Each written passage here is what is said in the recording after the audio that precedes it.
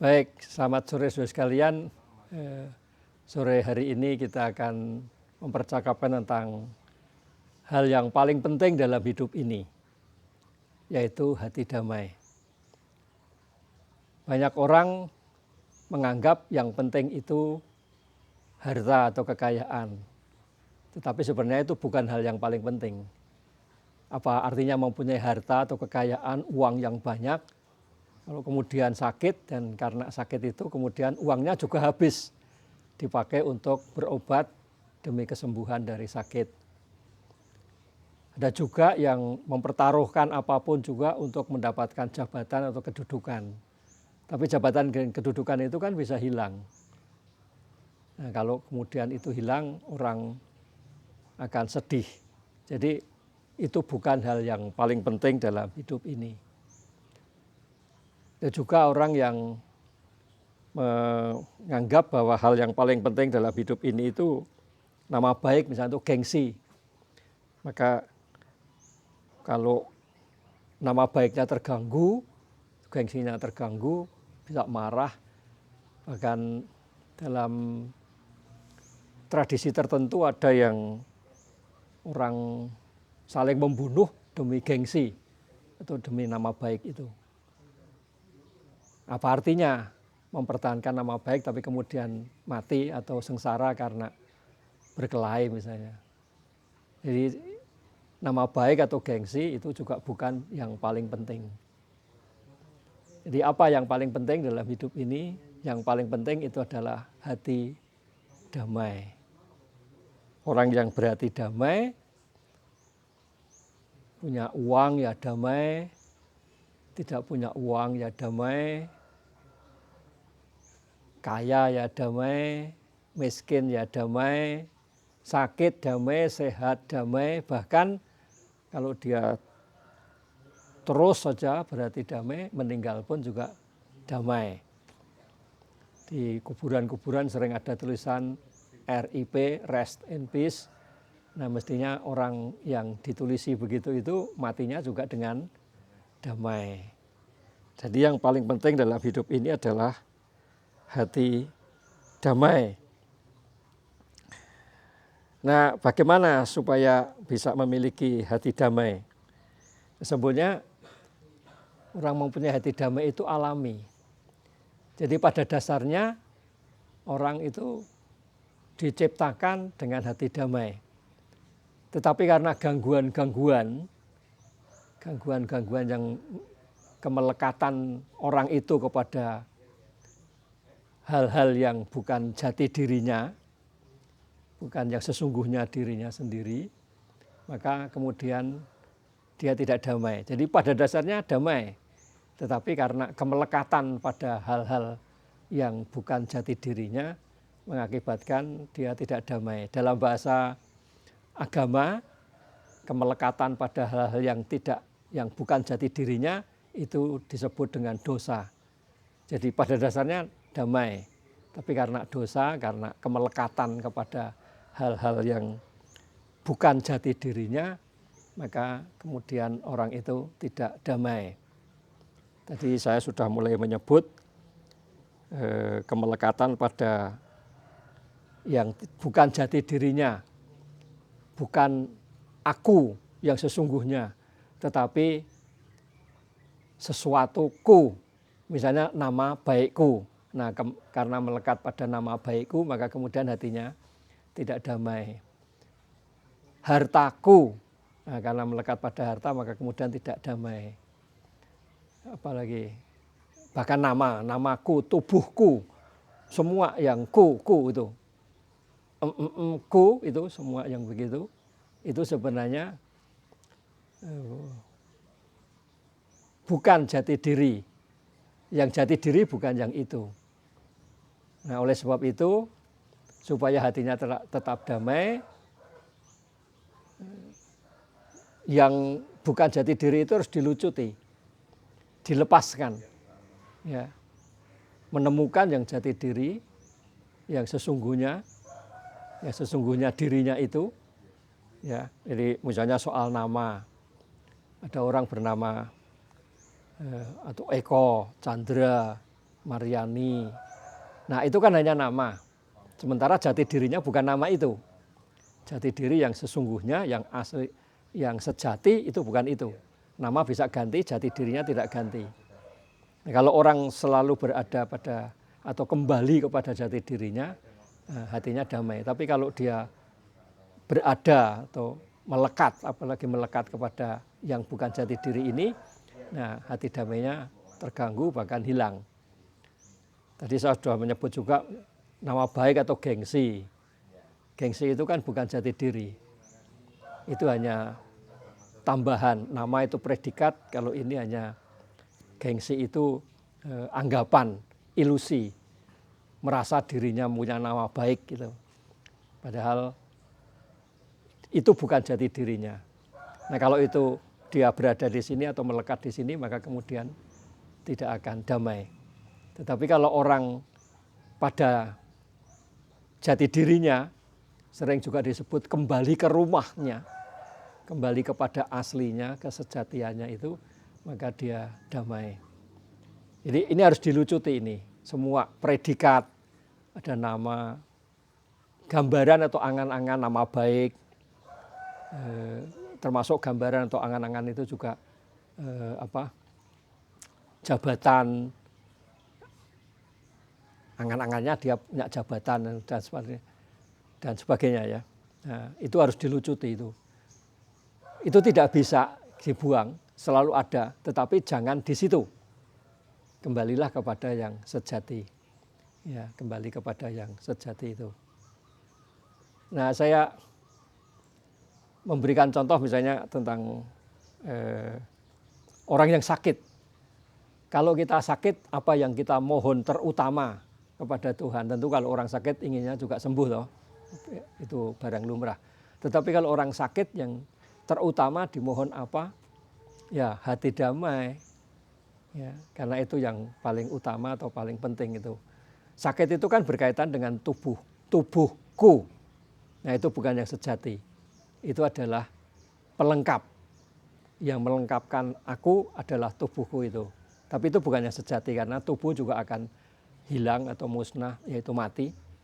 Nah itu bukan yang sejati. Bukan yang sesungguhnya gitu. Oleh sebab itu kalau kita sakit yang kita mohon adalah hati damai.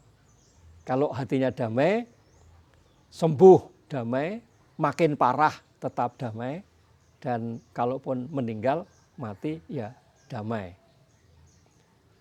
Nah, saudara sekalian, hati damai itu tidak berkaitan dengan orang beragama apa, atau tidak ditentukan oleh agama yang dipeluk oleh orang itu. Agama apapun tidak menentukan. Ya. Karena agama itu juga sebenarnya pelengkap dari yang sejati tadi itu. Jadi agama apapun, ya terserah orang itu mau memeluk agama apa, itu tidak menentukan hati damai.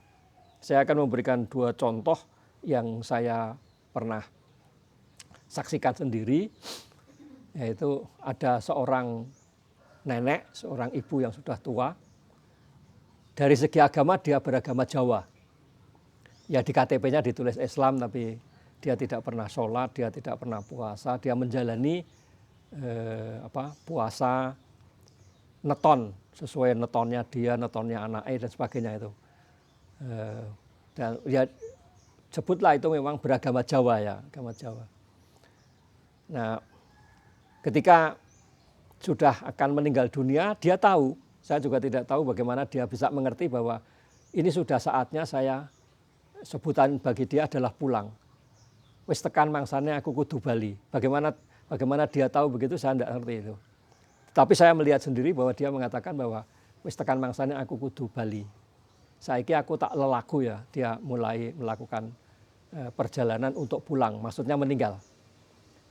Nah pada waktu itu ada salah satu anaknya yang dikabari bahwa ibunya sudah akan meninggal itu datang dan menangis, meraung-raung di luar gitu. Ketika sampai di kamar, ibu itu bangun lagi dari tidur itu, dari tadi lelaku itu bangun gitu. Ganggu, sopo ganggu. kowe nek nangis lunga kono aja ganggu aku. Nah setelah anaknya itu pergi, kemudian dia tidur lagi dan ngendika berkata, wis yo aku tak lelaku. Kemudian dia menyatakan akan melakukan perjalanan. Nah kebetulan anaknya itu, anaknya nenek ini, itu yang kemudian jadi mertua saya. Pada waktu itu saya belum menikah, saya ya pacaran tapi masih belum resmi gitu lah ya. Ya pacaran belum resmi itu artinya ya masih bebas gitu. Tapi kami mulai berdekatan gitu loh. Nah kemudian anaknya itu meminta pada saya, dia kalau mau manggil saya dek, saya minta tolong ibu ini didoakan. Nah saya mau, saya matur, Bu, saya doakan ya dengan doa Kristen.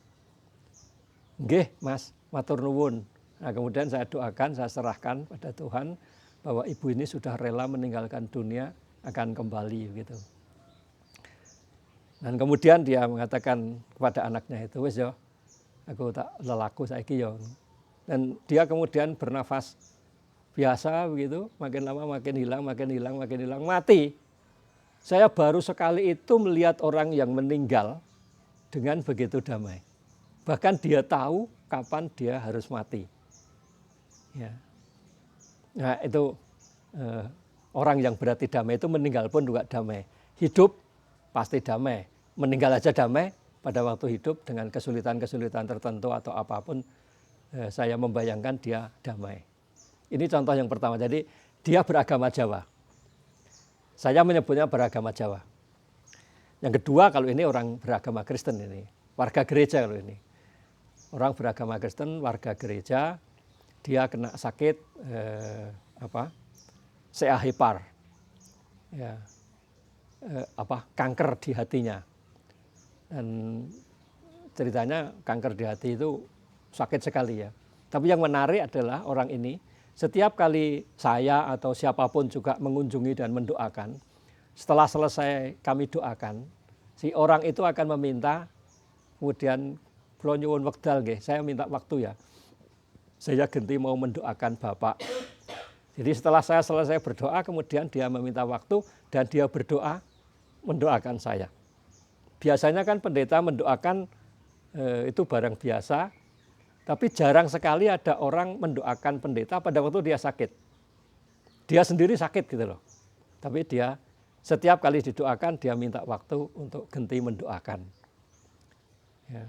Nah, yang menarik pada waktu akan meninggal dunia itu dia menitipkan anaknya yang baru lahir kepada saudaranya. Kang, aku titip, kakak saya titip anak saya yang baru lahir ya. Gitu. Ketika kakaknya mengatakan ya, nanti saya yang akan merawat anakmu gitu. Kemudian dia menirukan apa yang dikatakan oleh Yesus di atas kayu salib. Ya Bapa, kepadamu aku menyerahkan rohku. Rupanya dia sudah menghafalkan itu. Jadi dia mengucapkan itu, ya Bapa, kepadamu aku menyerahkan rohku, meninggal. Itu juga menakjubkan menurut saya. Ya. Dalam derita sakit, tapi ketika meninggal dia menirukan kata-kata yang diucapkan oleh Yesus ketika Yesus wafat. Diucapkan oleh orang itu dan dia kemudian meninggal. Dia Kristen jadi dia hafal kisah tentang Yesus ya. Jadi dia kemudian meninggal. Demikian jadi hati damai itu tidak dibatasi atau tidak ditentukan oleh agama. Tetapi sekali lagi damai. Nah, bagaimana itu? Lucuti yang bukan jati diri. Jadi saya selalu menggambarkan ini jati diri kemudian diselubungi oleh nama gengsi, nama baik, jabatan, sebutan misalnya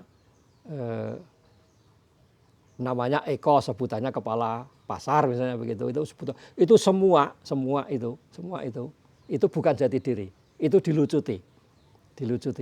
Saya bukan itu,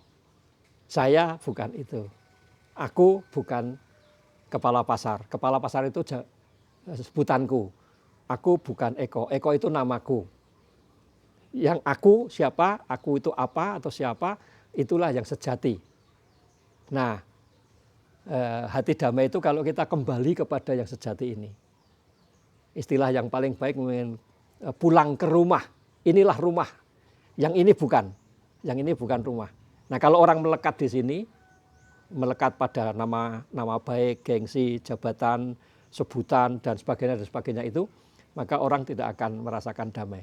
Tapi kalau kemudian kembali ke rumah, yaitu ke yang sejati itu, dia damai dalam kondisi apapun.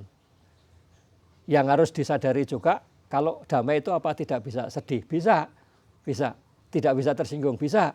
Cuman begitu tersinggung dia segera sadar, loh yang tersinggung kan ini sebutanku, yang tersinggung kan namaku, gengsiku. Aku yang sejatiku tidak, aku yang sejati itu tidak. Maka dia segera sadar ke sini. Sakit. Yang sakit kan tubuhku.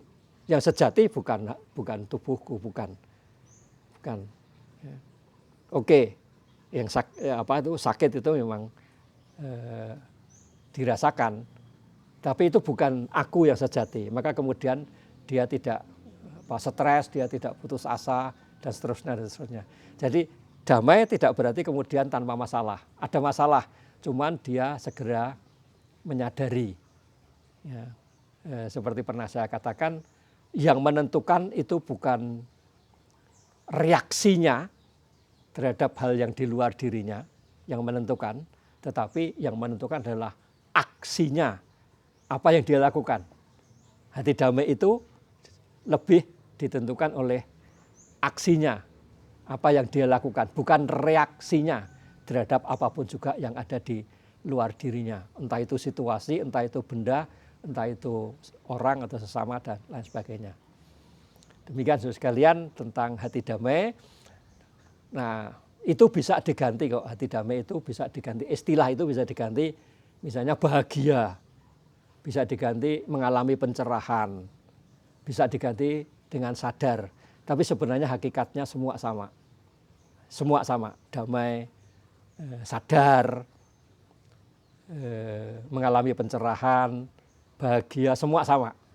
Yang saya maksudkan bahagia itu bukan kesenangan atau kegembiraan yang meluap-luap, bukan itu.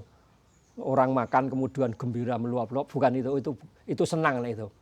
Tetapi bahagia, yaitu kepada diri yang sejati tadi itu. Oke. Terima kasih, silakan kalau ada pertanyaan. Oke.